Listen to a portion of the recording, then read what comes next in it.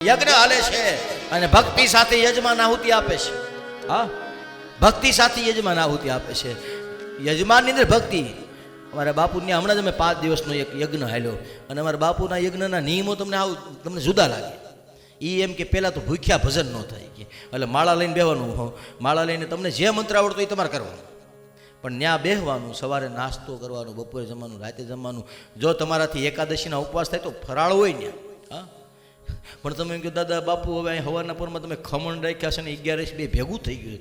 ખમણ 11 આવતી હોય ન હોય નક્કી, 11 તો હશે જ, એટલે ખમણ દાબા દે. હા, અને આખો દિવસ મંત્ર જાપ. અને રામાયણમાં કીધું છે મંત્ર જાપ મમ દ્રઢ વિશ્વાસા પંચમ ભજન સો વેદ પ્રકાશા. મંત્ર જાપ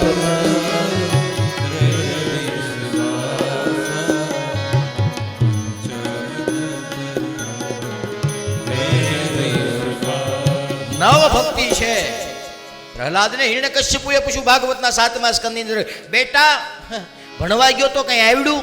આપણા બાપમાં અત્યારે આપણે છોકરાઓને આપણે પૂછીએ એવું નહીં. તેથી હિરણ્યકશ્યપુએ પૂછ્યું પ્રહલાદને, બેટા પાઠશાળામાં હતો તને કઈ આવડ્યું? તો કીધું હા પિતાશ્રી આવડ્યું ને.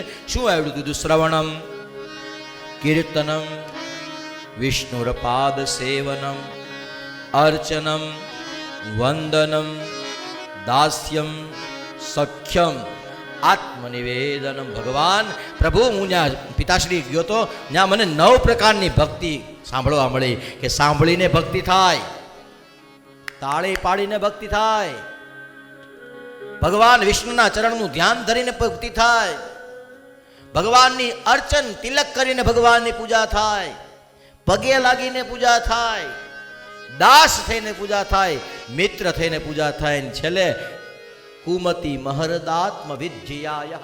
ભગવાને પૂતનાને આત્મવિદ્યાનું દાન કર્યું. કુમતી મહરદાત્મ વિદ્યાય. ભાગવતના ભીષ્મની સ્તુતિની અંદરનો આ શ્લોક છે કે આત્મવિદ્યાથી પણ આ 9 ભક્તિ છે. એમાંની એક ભક્તિ મંત્ર જાપ મમ દ્રઢ વિશ્વાસ. યજમાનને શ્રદ્ધા હોવી જોઈએ, યજમાનને ભાવ હોવો જોઈએ. હા, તમારા ઘરે ફરી એક વખત 2 વર્ષે 5 વર્ષે 10 વર્ષે એકાદી વખત નાનો અમથો યજ્ઞ કરજો. એ યજ્ઞ ન થાય તો 5 બ્રાહ્મણ જમાડજો. બ્રાહ્મણો બહુ ન ગમતા હોય તો 5 સાધુ જમાડજો. સાધુય ન ગમતા હોય તો 5 ભિક્ષુક જમાડજો. એ ન ગમતો હોય તો 5 ગાયો જમાડજો.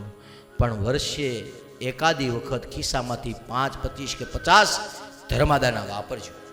અંદર રહેલો ભગવાન રાજી થાય, અંદર રહેલો ઈશ્વર રાજી થશે. કારણ કે ખાને દાને દાને પે લિખા હોતા હે ખાને વાલે. હું તમારી ઘરે જમવા બેહું એટલે તમારે એવું માનવાનું જ નહીં કે તમે જમાડો છો. એ તો તમારા ઘરમાં એ લોટ ડબ્બામાં આવ્યો તેથી જ નક્કી થઈ ગયું હતું કે એટલો ભાગ મારો છે. નહીં તો એવી રીતના કંઈ જમાતું નથી. ભાગીમાં હતું એટલે જુઓ પેલા કેળા જૂઠે ફલે शबरी के खाए झूठे फल सबरी के खाए भूल गए प्रभुताई सबसे ऊंची प्रेम सगाई सबसे ऊंची दुर्योधन का मेवा त्यागी दुर्योधन का मेवा त्यागी साग विदुर घर पाई सबसे ऊंची प्रेम सगाई सबसे ऊंची અને પ્રેમ પણ કેટલો એ માપ વિનાનો. રાજસુયજ્ઞ યુધિષ્ઠિર કીનો રાજસુયજ્ઞ તામે झूठ उठाई सबसे આપણી ઘરે લગ્ન પ્રસંગે આપણે વાસણ નથી ઉપાડતા. યુધિષ્ઠિરના જગનમાં દ્વારિકા વાળા હેઠા વાસણ, કારણ કે બધાને કામ ચીંધ્યા એને દ્વારિકામાં રસોડું હોપી દીધું હતું. અહીંયા તમે રમણીકભાઈને હોપ્યું છે ને, દાસ બાપાને જનકભાઈને હોપ્યું છે ને અમુક અમુક વ્યક્તિઓને કે તમારે આ બધું ધ્યાન રાખવાનું. એમ ન્યા યુધિષ્ઠિરના રાજની અંદર દ્વારિકાધીશને રસોડું બધું સોંપ્યું, તમે ધ્યાન રાખજો.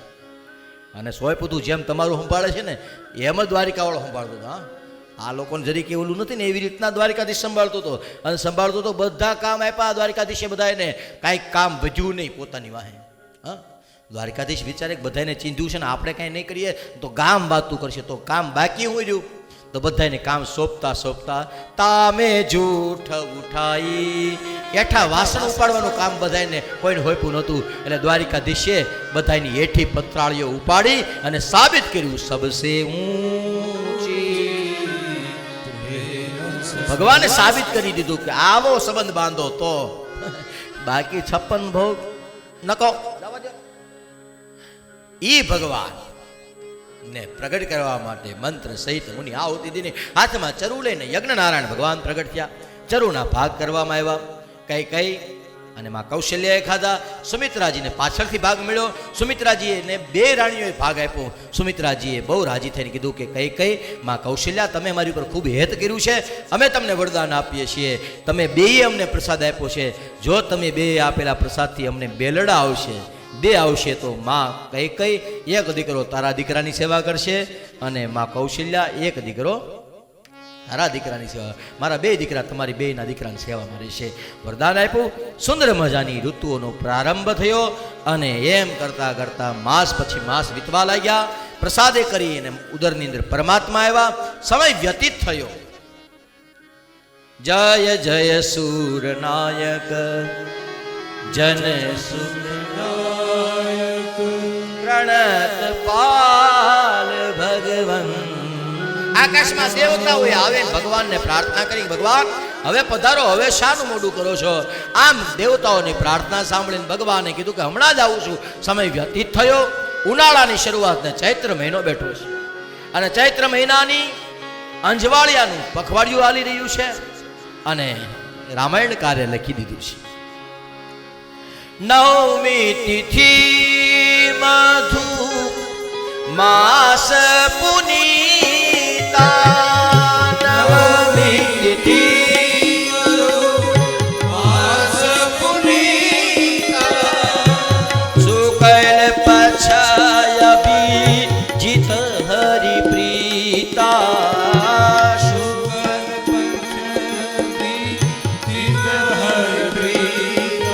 ચૈત્ર સુદ 9 અંજવાળિયું બપોરના 12 વાગ્યે બરોબર શુક્લ પક્ષ છે, સૂરજ તપી રહ્યો છે. કદાચ આપણે તો ડબલ ઉત્સવ ઉજવવાનો, કારણ કે ઘનશ્યામ મહારાજ પણ રામનવમીને દી જ આવ્યા. તે દિવસે જ એમનો પ્રાગટ્ય છપૈયામાં ધર્મ અને ભક્તિને ઘેર એક એવો સૂર્યપ્રકાશ હોય જેને નામ મંત્રનો મહિમા સમજાવી અને અનેક મુમુક્ષોને એના જીવન સુધારી અને નામ કીર્તન અનેક તરી ગયા છે. આ નામના આધારે કેટલી માળાઓ કરીને ભગવાનનું નામ લઈને તરી ગયા છે એને યાદ કરો. નથી તર્યા, નથી ડૂબ્યા, અધ વચ્ચે આટા મારે છે એને આપણે યાદ ન કરો. અને બરોબર બપોરનો પણ કેવો સમય છે? મધ્ય દિવસ યતિ શીતન ધામ, મધ્ય દિવસ યતિ શીતન ધામ, મધ્ય દિવસ યતિ શીતન ધામ, મધ્ય દિવસ શીતન ધામ, પાવન કાળ લોક વિશ્રામા, પાવન કાળ લોક વિશ્રામા. બરોબર કેટલા વાગ્યા ખબર છે કોઈને? ઘડિયાળમાં જોવો તો તડકો લાગે છે? નહીં. ટાઢ હોય છે? નહીં. દાય ચડે છે? નહીં. મજા આવે છે?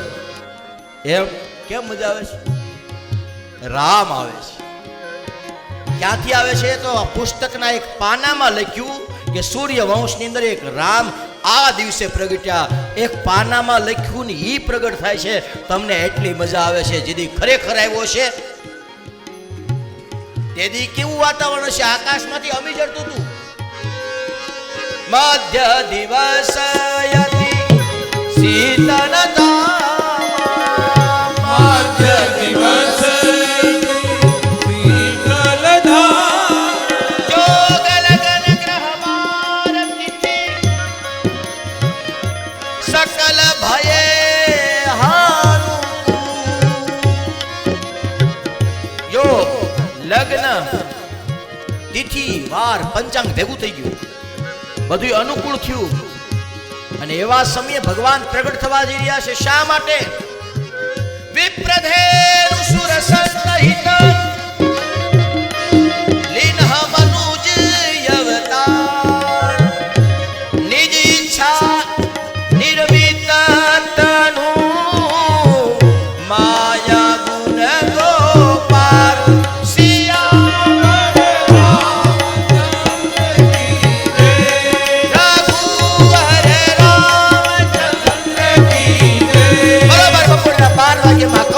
કક્ષની અંદર એક સુંદર મજાનું સ્વરૂપ દ્વારિકાધીશનું ઠાકોરજીનું પ્રગટે છે.